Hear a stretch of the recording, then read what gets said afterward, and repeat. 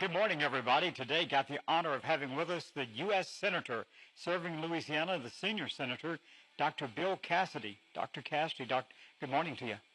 Hey, good morning, Ted Dumas. Merry Christmas to you, to all.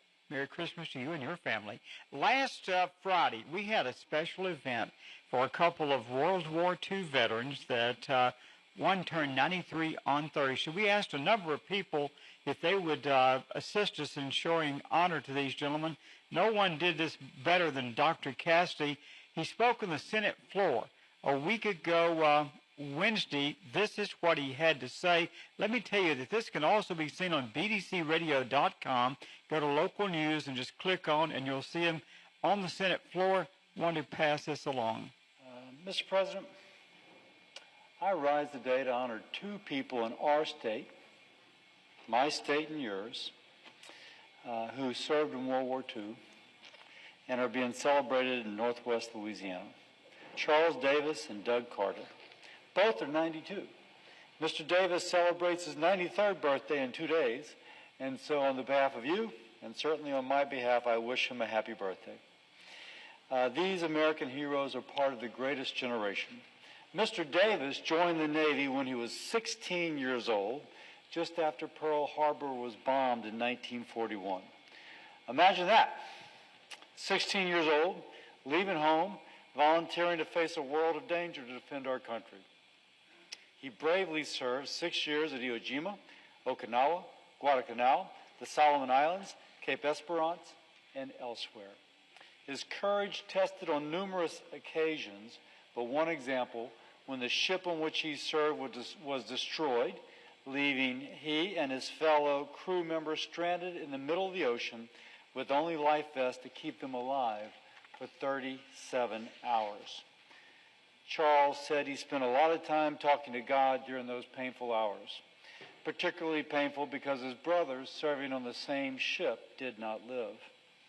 A trying ordeal, a terrible loss, but when Charles talks about his life, he speaks with humility and gratitude about his life experiences. He says he lived a great life, in no small part to the great country that we live in.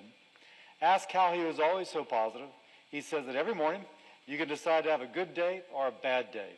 And for him, he says it is not a tough choice. Mr. Doug Curtis, he served from January 1944 to August 1946, starting in Little Rock, Arkansas. He deployed overseas to the Philippines and Japan, prepared to do whatever was needed, pledging patriotic duty to protect our country and the people he loved. A special celebration is being thrown on December 14th, tomorrow, in Manny, Louisiana, to honor Charles and Doug. My office will present them both with American flags which have flown over this Capitol building. Small gesture, but meant to honor these two men and to celebrate their service, sacrifice, and examples. I thank these great Louisiana heroes for their service to our country. And, Mr. President, I'll convey your thanks as well. Senator Cassidy, we had a capacity crowd and had this on a big screen TV. There was not a dry tear in the audience when we got through. I can't thank you enough for honoring these guys that so greatly deserve it.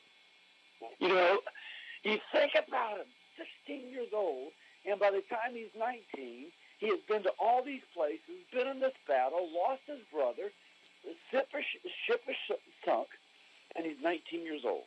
What an incredible life. Oh, what a great Christmas present for all of us. Oh, yeah. The wall. Are we going to get the wall, or is that a dead dog in the fight? We're going to secure that border. Right now, we can imagine why Democrats objected so much. I don't know why they objected. By the way, I'm talking about Washington, D.C. Democrats, not folks back home. For folks back home, it makes sense. We got drugs coming across that border. We have cartels coming across. We have illegal immigrants, if you will. And why wouldn't we secure it? But for whatever reason, Nancy Pelosi says we can't do it. So we'll get there. It just didn't happen now. There was a guy, I was trying to come across it, and I think I have misplaced it. Maybe I can find it in a second. But there was a military veteran that had triple amputees on his leg. He started a fund and has raised $3 million to help pay for the wall. And I thought, what a great American. I can't believe I can't find that right now. I just think, you could probably start a youth fund, and there's enough Americans that are concerned about immigration, you could probably fund the wall. Yeah, well, I saw that same thing, and I think that's what he absolutely did. Started a GoFundMe and picked up money. Now, that said, $3 million is a start. Seems like a lot of money, but what's required for 1 year would be $5 billion. You got to buy the land, and buying the land is what is most expensive. Building the wall is expensive, but buying the land is a lot more expensive. So, on the other hand, there's things we can do now. And Congress has allocated money that can increase the number of border guards. They're deploying the same sort of technology the military uses in Pakistan and Afghanistan, or I should say Afghanistan and Iraq, in which they can put drones and balloons and infrared lights so that when people are coming across, they can go snag them. So there is efforts being made, and there's actually some parts of the wall being built. Just not as much as we think we need. So we're getting there, but it's going to be a fight with Washington, D.C. Democrats who, for whatever reason, don't seem to care that these drugs are coming across the border. When does it get to the point in America that people just get frustrated and fed up with the Democrats never being for anything and just always against everything? Right now our country's pretty polarized. And so there's some people that absolutely agree with that and who think we should have open borders. And that a friend of mine, he's a friend, but he's very liberal, he said that he thinks that anybody in South America and Central America should have the right to move to the United States, period, end of story. I'm thinking, oh, my gosh, well, that's really fair to the working people of Louisiana and the United States. They're paying taxes to provide benefits for folks who come here illegally, but that doesn't register with them. So we just need to continue to talk the issue, work it out. I think we'll get there, but it'll be just a little bit longer. But what I find amazing about this, Senator, is that Nancy Pelosi, if an average citizen wanted to go see Nancy Pelosi, I'll guarantee you she lives in a gated community, and you would just not go up and knock on her door and do that freely. But yet she feels like America should be an ungated community for the rest of America. It's a double set of standards. Yeah, it's a double set of standards, but it's oftentimes what folks, Washington, D.C. Democrats do. I'm always impressed. They want to increase the cost of energy for everybody else, but they have so much money it doesn't matter. And Al Gore, for example, talks about increasing the cost of energy. He flies on private planes and has multiple homes. So it's oftentimes the case of do as I say, not as I do. On the other hand, the large body of American people care about our country, care about it deeply, like those two veterans we just honored, and we just have to emphasize that which we have in common, and we will work to those goals, and we will secure that border. You voted for the reform of the justice system that President Trump put forward? Absolutely. Trump was for it, and importantly, what we've learned from states like Texas, South Carolina, Arkansas, Georgia, is that this sort of thing makes our streets safer. This is all about making society safer. And so if you have somebody who's motivated to join in, to do programs, to learn a skill, he's incarcerated, he did something stupid when he was 18, and now he's 50. If you send him out of prison with a skill, he's more likely to get a job and less likely to commit another crime. The other thing I can say, Ted, I used to work at Angola and 2 other state penitentiaries. And we would have people with Alzheimer's who the prison couldn't release. Now think about that. You got a guard taking care of somebody with Alzheimer's disease when you could have put somebody in there who was a rapist or a murderer who's, still in the prime of life, who can go out and do it again. And we can't release the guy with Alzheimer's. To me, that was the craziest thing in the world. But the program in Louisiana has not worked that well on the justice reform that John Bell Edwards put forth. We've had a lot of criminals. 1 in 4 is going back to jail. So a couple things. What Louisiana did not do was put the money up front to do the training programs off the bat so that people leave prison with the skill sets. What this bill does is what Texas did, which is you do put the money up front, you do give them skill sets before they leave, and that way they're less likely to come back. You're always going to have a certain number of criminals who come back. But what the experience shows in South Carolina, Arkansas, Georgia, Texas, is that it's far fewer when you give them skill sets. And this bill gives them the skill sets to begin with. Our guest this morning, the Honorable Senator serving Louisiana, Dr. Bill Cassidy. Hey, welcome back to Open Line. Our guest today is U.S. Senator Dr. Bill Cassidy. We're going to have, for the first time ever, Eddie Risponi is on the latter part of next week. He's going to be on with us monthly. He's running for governor, got some great credentials, been a very successful businessman. That's coming up next week. Dr. Cassidy, you have been on a crusade to honor former New Orleans Saint Steve Gleason with a Congressional Gold Medal, and that's all coming to fruition, correct? It absolutely is. Congressional Gold Medal is the highest honor Congress can give. And for those who don't know of Steve, Steve is a football hero, famous for Saints fans because he blocked the punt in the first game back in the Superdome after Hurricane Katrina against the Falcons. It was recovered for a touchdown. It was just an explosion of noise. Now he's got amyotrophic lateral sclerosis, or Lou Gehrig's disease. And he's used his kind of connections, his football fame, to help start a research network. Somebody listening right now on this program has ALS, and several more people are family members of those with ALS. Think about it. You can go on and register yourself with a network across the nation that will help researchers find the cause of and the cure for amyotrophic lateral sclerosis. Steve helped make that happen. He's also done other things, worked with Microsoft to develop hardware and software so that ALS patients can use their own voice to speak, even after their vocal cords are gone. Great guy. He's a symbol of the disability community that continues to contribute so much to the United States. And we were able to get a Congressional Gold Medal. That's going to be finalized today. We're very excited about that. Recently, a Texas judge overruled Obamacare. So what's the next step? Go to the Supreme Court? We got a different Supreme Court now, or is this something that will go through a number of court systems before this? I'm sure it'll go to the Fifth Circuit Court. That's down in New Orleans. They'll rule on it, and then it will go to the Supreme Court. They're probably a year and a half away. The court in New Orleans, is it conservative or liberal? Very conservative. Okay.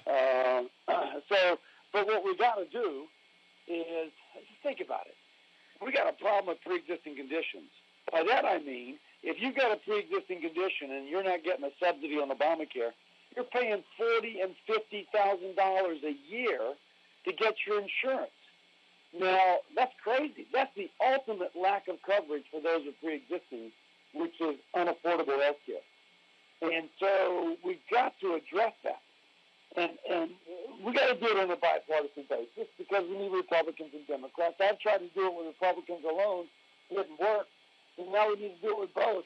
I'm doing what I can. We need to make health care more affordable, drugs more affordable for the average American. If this court case helps make it happen, so be it.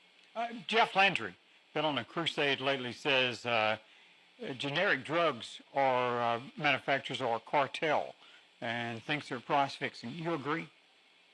There's evidence that they were colluding on price, that instead of competition, there was a wink and a nod. There's evidence of that. If that is the case, they should be busted every way they possibly can. You should not be ripping off the American taxpayer, the American patient for profit illegally. And so I know there's this lawsuit. We're going to follow it out, and we'll pass legislation in Congress if we need to keep this from happening again. But you've got to take care of the American patient. Something that I've been hearing more and more about lately, never heard about it until a year or so ago, the donut hole. And apparently senior citizens that are on Medicare with a supplement pay their insurance and they get prescription drugs till it gets to a certain level, then they're responsible for them. What can be done about that? Well, the donut hole in particular is that's all part of Medicare Part D. And Medicare Part D right now, the way it works, the drug companies charge an incredibly high price up front. And the pharmacy benefit managers, they're an insurance company, kind of a middleman. They negotiate this. The pharmacy benefit manager gets a rebate, but the patient doesn't get the rebate. the patient's getting stuck in a donut hole with the full list price. Now, if you get a discount, that donut hole is manageable because, frankly, after a certain point, you don't pay very much. But when you're in there paying a full list price, again, that is the industry ripping off patients and taxpayers. I've also got legislation to address that. We are going to address that this Congress. It is wrong, and we're going to stop it. Our guest this morning, U.S. Senator Dr. Bill Cassidy. Welcome back. I want to remind you, Northwestern State University, your university, takes this opportunity to wish you and yours the very best of a holiday season. The prayer for a very Merry Christmas and a Happy New Year from Dr. Chris Maggio, all the folks at Northwestern University. Our guest today is the senior senator from Louisiana, Dr. Bill Cassidy. Dr. Cassidy, you and Donald Trump and some other people gave me a tax cut last year. Unfortunately, John Bel Edwards took most of it away, but I think that, if I remember correctly, Nancy Pelosi called it Armageddon. Has Armageddon hit yet? Yeah, Armageddon. It's a crazy Armageddon. We got the lowest unemployment rate in 20 or 30 years. We got record low unemployment for veterans, record low unemployment for high school dropouts. We have record low unemployment for African Americans, Hispanics. Women are doing better than ever, it seems. So, and wage growth is actually happening among folks who are on the lower income, not the millionaires and billionaires, but on the lower income. There's so much competition for workers that they're having to pay folks more. And as a result, people are getting off the unemployment roll into the workforce. Now, if this is Armageddon, we'd like Armageddon to happen every other day. What's your number one priority for 2019 in the Senate? We got to make health care more affordable. We got to take care of those with pre-existing conditions. We got to make drugs more affordable. We've got to, you name it, we got to make health care better. And that's what I did for 30 years working in the charity hospital system. We got to keep on doing it. And right now it's not happening the way it should happen. Haven't we got to make health care smarter? Let me give an example.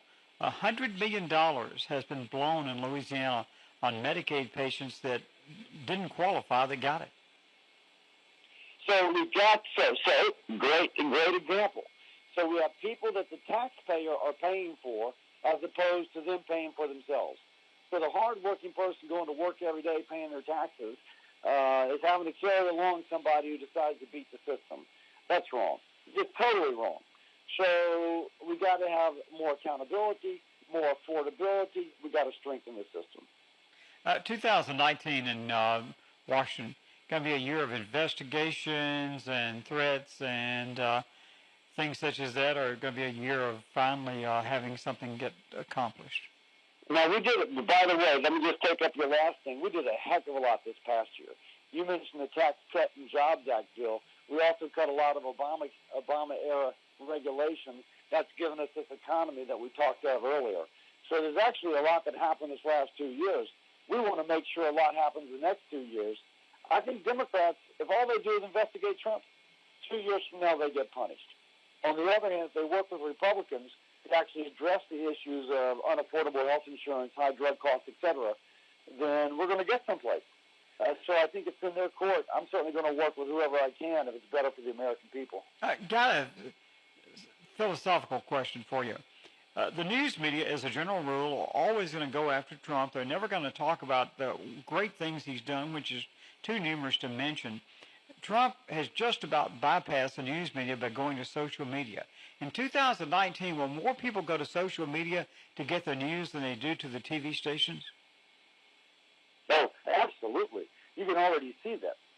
People are cutting the cord, getting on the internet, getting their feed through whatever, getting their feed through Facebook. Who knows if it's accurate or not, knowing Facebook. But that said, Trump has outflanked the media. When he tweets, people think he is speaking directly to them. And they're having a one-on-one conversation with the President of the United States, and they've never had that before. Now, Trump can be a mixed bag. Sometimes I wish he'd put down that phone because I think his tweeting gets him in trouble. But on the other hand, it's clearly, when you got 19 million followers, you're doing something. Dr. Bill Cassidy, been with us. Look forward to next year. Dr. Cassidy, I just can't thank you enough for honoring those great Americans, and I pray that you and your family have a very safe and Merry Christmas. Look forward to visiting next year. Sounds great. I agree, and Merry Christmas to you. Merry Christmas to all your listeners. As always, if there's anything we can do to serve you or anyone listening to this station right now, please ask them or if you would let us know. Thank you, Ted. Dr. Bill Cassidy.